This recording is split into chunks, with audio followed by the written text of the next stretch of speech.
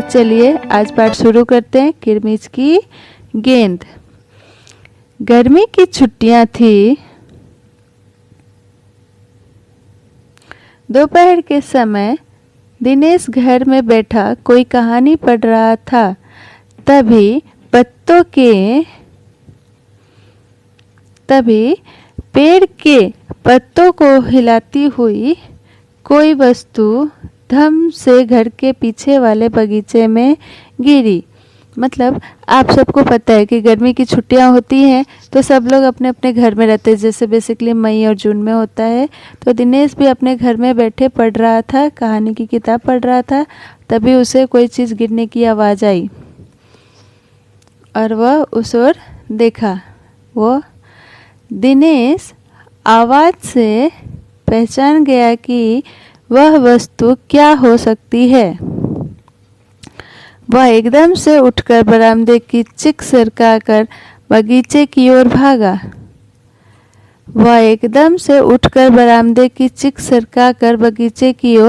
भागा। अरे अरे बेटा, कहाँ जा रहा है? बाहर लू चल रही है। दिनेश की माँ मशीन चलाते चलाते एकदम जोर से बोली। परंतु दिनेश रुका नहीं। उसने पैरों में चप्पल भी नहीं पहनी। जून का महीना था। धरती तवे की तरह तप रही थी, मतलब बहुत गर्म थी। पर दिनेश को पैरों के जलने की भी चिंता नहीं थी। वह जहाँ से आवाज़ आई थी उसी ओर भागा। मतलब गर्मी के महीने में ज़मीन बहुत गर्म हो जाता है और उसमें नंगे पांव चलना बहुत मुश्किल हो जाता है। पर दिनेश फिर भी उस ओर भागा। उसकी माँ उसको बुलाती रही, फिर भी वो नहीं रुका। सामने की क्यारी में भिंडियों के ऊंचे ऊंचे पौधे थे। एक ओर सीताफल की घनी बेल फैली हुई थी। क्यारियों के चारों ओर हरे हरे केले के वृक्ष लहरा रहे थे। दिनेश ने जल्दी जल्दी भिंडियों के पौधों को उलटना पलटना आरंभ किया। जब वहाँ कुछ नहीं मिला तो उसने सारी सीताफल की बेलें छान मारी। मतलब जब वो गया क्यारी में तो वहाँ पे तरह तरह के पेड़ पौधे लगे थे, जैसे भिंडी, सीताफल। उसके घने छाए भी थे, केले के भी वृक्ष थे और वो सब हरे भरे थे। पर दिनेश को बॉल खोजना था तो उसने सारे पौधों को उलटना पलटना आरंभ कर दिया। सीताफल यानी एक शरीफा फल को सीताफल भी बोलते हैं। बराबर में ही घूस ने गड्ढे बना रखे थे। ढूंढते ढूंढते जब उसकी निगाह उधर गई तो उसने देखा कि गड्ढे के ऊपर ही एक बिल्कुल नई चमचमाती किरमिच की गेंद पड़ी है। किसके ऊपर पड़ी थी बच्चों? एक घूस के गड्ढे के ऊपर। ठीक है, घूस मतलब चूहे के जैसा होता है, जिसको नेवला भी बोलते हैं। उसके गड्ढे के ऊपर ये किरमिच की नई चमचमाती गेंद पड़ी थी। दिनेश ने हाथ बढ़ाकर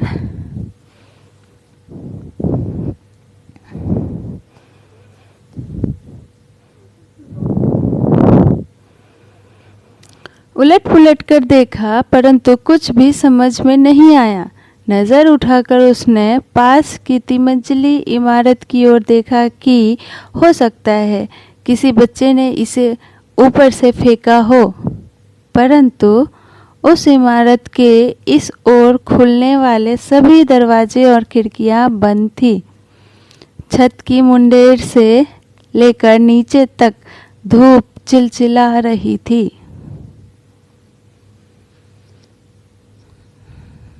तीन मंजिला इमारत का मतलब होता है 3 फ्लोर वाले इमारत। ठीक है, तो वो उधर इधर देखा कि शायद उधर से कोई बच्चा फेंका हो, परंतु उसने देखा कि उधर से आने वाले सारे रास्ते दरवाजे बंद है। ठीक है, फिर कौन खरीद सकता है नई गेंद? दिनेश ने सुधीर, अनिल, अरविंद, आनंद, दीपक सभी के नाम मन में दोहराए। यदि गेंद खरीदी भी है तो इस दोपहरी में इसे नीचे कौन फेंकेगा? मतलब वो अपने दोस्तों के नाम अपने मन में दोहराया कि शायद उसने खरीदा होगा, शायद उसने, पर बाद में वो मन में सोचा कि इस दोपहर में कौन फेंकेगा इस बॉल को।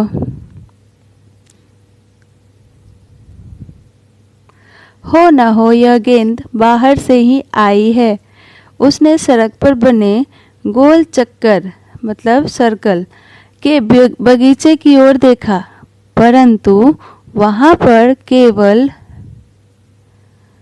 2-4 गायें ही दिखाई पड़ी जो पेड़ों के नीचे सुस्ता रही थी। मतलब अब दिनेश जो था वो अंदाजा लगा रहा था कि गेंद बाहर से तो आई नहीं है। उसने सड़क पर बने गोले के तरफ देखा, मतलब सर्कल के तरफ, कि शायद वहां से बॉल आई हो, पर देखा कि वहां कोई नहीं था, सिर्फ 2-4 गायें थी जो दिखाई दे रही थी और वो ठंडी छांव में सुस्ता रही थी, मतलब आराम कर रही थी। उसे ध्यान आया कि जाने कितनी बार अपने मोहल्ले के बच्चों की गेंदें क्रिकेट खेलते हुए दूर चली गई और फिर कभी नहीं मिली। एक बार तो एक गेंद एक चलते हुए ट्रक में जा पड़ी थी।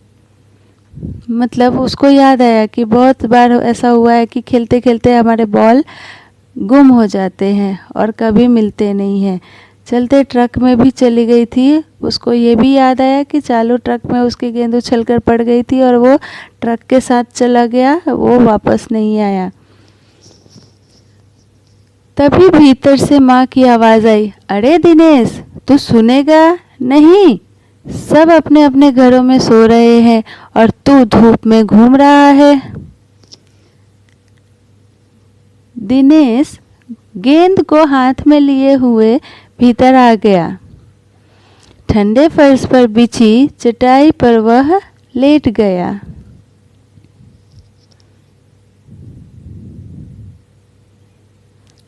और सोचने लगा, भले ही यह गेंद मोहल्ले में से किसी की ना हो, परंतु ईमानदारी इसी में है कि हम एक बार सबसे पूछ लिया जाए। गर्मी की छुट्टियां थी। बच्चों ने खेलने की सुविधा को ध्यान में रखते हुए एक क्लब बनाया हुआ था।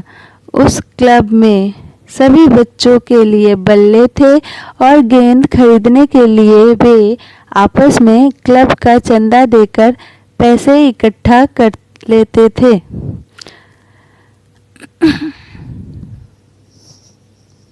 मतलब आपने देखा होगा कि गर्मी की छुट्टियां होती है तो सारे बच्चे एक दूसरे के यहाँ इकट्ठे होते हैं, सब छुट्टियों का मज़ा लेते हैं और बैट बॉल खेलने के लिए या कुछ भी खेलने के लिए आपस में पैसे इकट्ठा करते हैं और किसी एक के पास रखते हैं। जब कोई चीज़ टूट गई या खो गई खेलने की आइटम, तो उन्हीं चंदे वाले पैसे से वो खरीद कर लाते हैं। शाम को सारे बच्चे इकट्ठा हुए।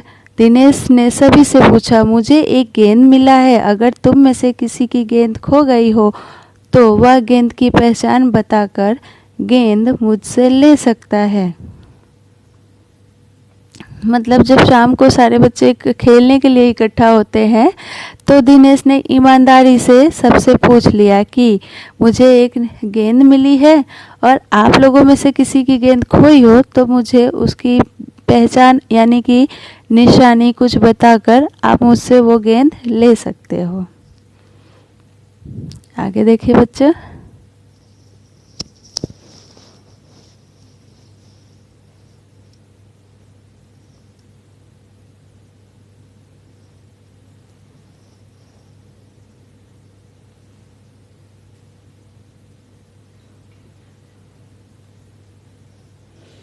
तभी अनिल बोला, गेंद तो मेरी खो गई है।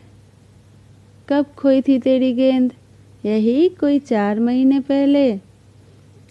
तो वह गेंद तेरी नहीं है, दिनेश ने कहा। दिनेश ने ऐसा क्यों कहा? क्योंकि गेंद तो उसको आज मिली थी और ये जो था अनिल वो बोला 4 महीने पहले, फिर वह मेरी होगी। सुधीर ने तुरंत उस पर अपना अधिकार जताते हुए कहा।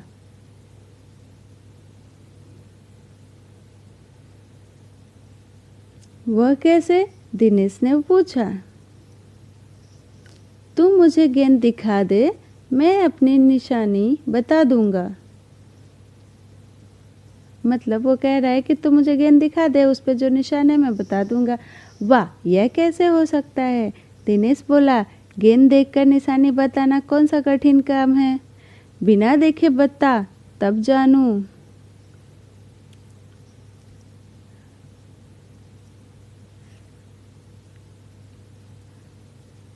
अर्थात यहाँ पे जब गेंद दिखाई देगा तो सीक्रेट क्या रहा, ठीक है, इसलिए वो मना कर दिया। तभी ऊपर से दीपक उतर कर आया। दीपक अपना मतलब सिद्ध करने तथा अवसर पड़ने पर सभी को मित्र बना लेने में चतुर था। गेंद की बात सुनकर दीपक बोला, गेंद मेरी है। कैसे तेरी है? सभी ने एक साथ पूछा। कल ही तो तू कह रहा था कि इस बार तेरे पापा तुझे गेंद लाने के लिए पैसे नहीं दे रहे हैं।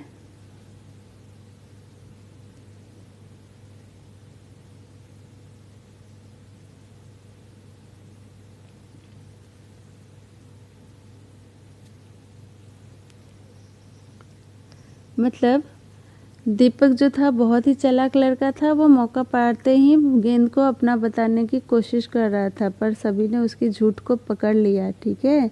तो इस तरह से कैसे तेरी है, सभी ने एक साथ पूछ दिया। मेरी गेंद तो 5 महीने पहले खोई थी, दीपक ने कहा। जब बड़े भैया की शादी हुई थी ना, तभी सुनील ने मेरी गेंद छत पर से नीचे फेंक दी थी।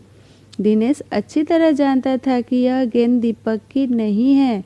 दीपक की गेंद 5 महीने पहले खोई थी और यह कभी हो ही नहीं सकता कि गेंद 5-6 महीने पड़ी रहे और उस पर मिट्टी का एक भी दाग न लगे।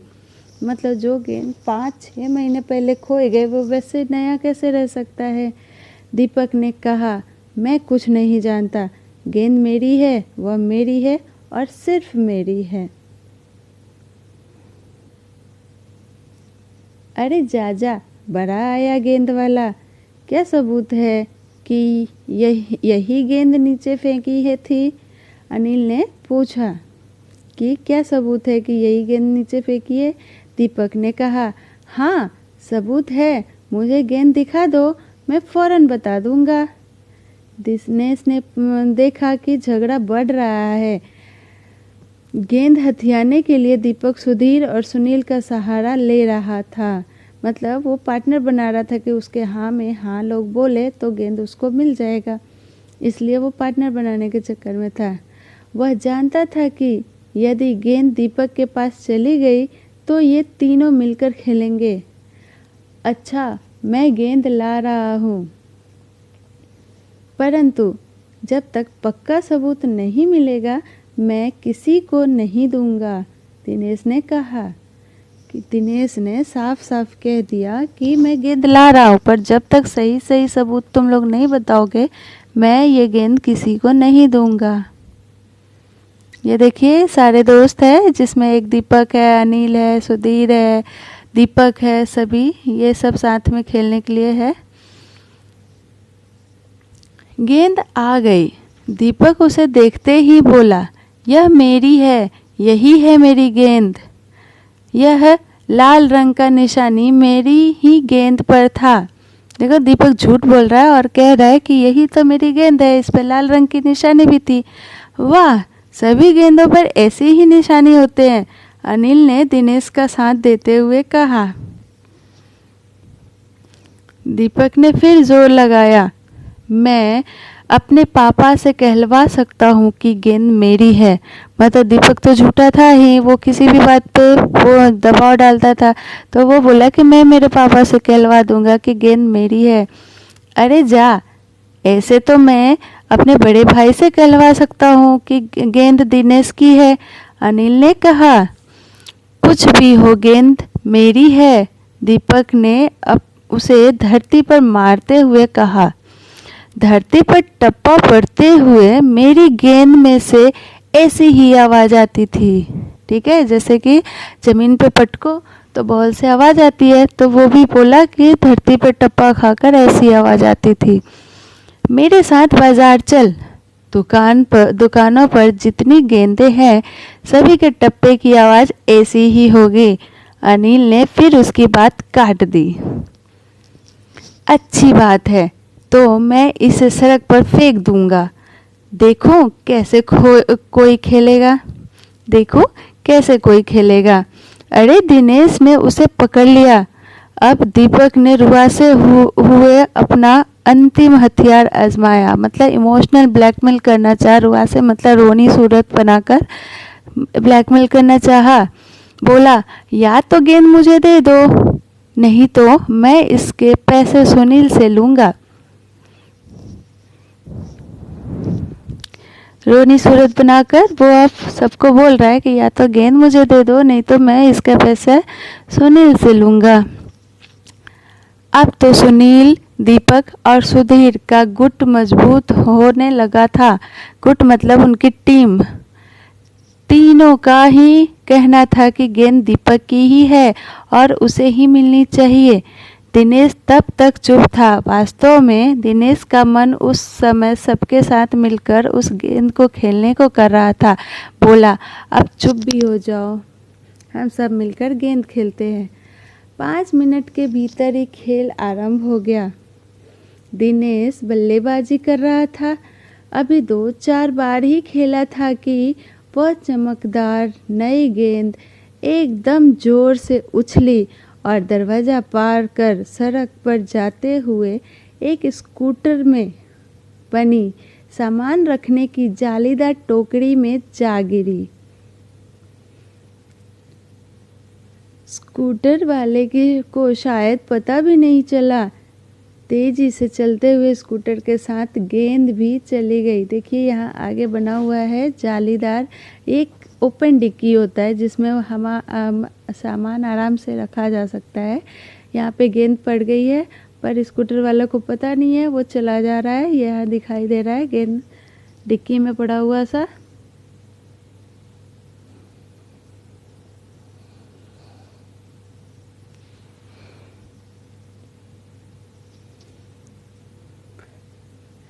बच्चे पहले तो चिल्लाते हुए स्कूटर के पीछे भागे, परंतु जल्दी ही सब रुक गए। वे समझ गए थे कि स्कूटर के पीछे भागना बेकार है।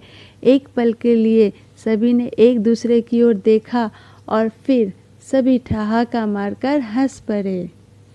देखिए ये सारे दोस्त पहले दौड़ लगा रहे, फिर अचानक से रुक गए कि अरे बेकार है, स्कूटर वाला तो चला गया। तो ये कहानी बहुत मज़ेदार है। शांता कुमारी जैन ने लिखा है और बच्चों की मानसिकता पर लिखी गई है कि कैसे आपस में दोस्त भी होते हैं, दुश्मन भी बन जाते हैं। इस तरह से कहानी का अंत होता है। तो बच्चों आप भी पाठ को पढ़ें और पढ़कर समझने की कोशिश करें। धन्यवाद।